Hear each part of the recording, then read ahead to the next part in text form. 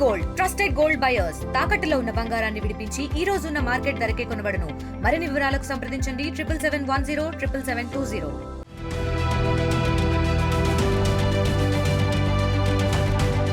Formula ఈ car race కేసులో ACB దూకుడు పెంచింది. తాజాగా ఈ కేసు విచారణలో భాగంగా మాజీ మంత్రి కేటీఆర్ ను విచారించింది.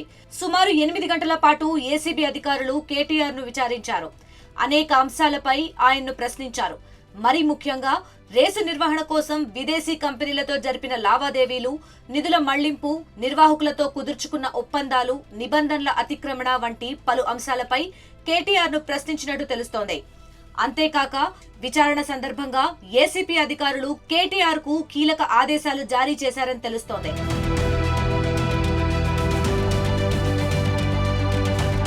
2021-24 మధ్య కాలంలో కేటీఆర్ వినియోగించిన మొబైల్ ఫోన్లను అప్పగించాలని ఏసీబీ అధికారులు ఆదేశించారు.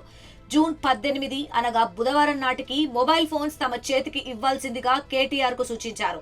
అలానే ఈ కేసు విచారణ పూర్తయ్యే వరకు కేటీఆర్ దేశం విడిచి వెళ్లొద్దని ఏసీబీ అధికారులు ఆదేశాలు జారీ చేసినట్లు తెలుస్తోంది.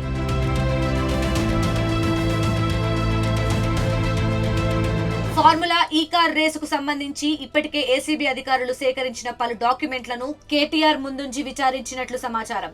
దీన్ని మొత్తాన్ని వీడియో తీశారని తెలుస్తోంది. విచారణలో భాగంగా ప్రధానంగా ఫార్ములా ఈ కార్ ఆపరేషన్స్ సంస్థ ఖాతాలను 45.71 కోట్ల బదిలీ చేయడంపై కేటీఆర్ ను ముఖ్యంగా ప్రశ్నించారని తెలుస్తోంది.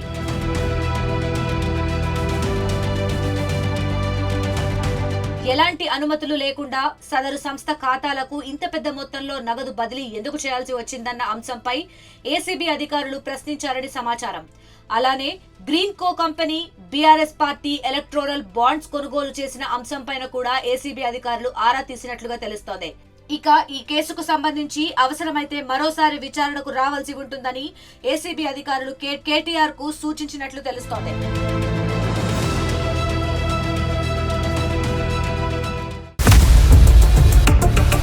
ఇండియా పాకిస్తాన్ తాజా అప్డేట్స్ కోసం డౌన్లోడ్ చేసుకోండి RTV లైవ్ యాప్.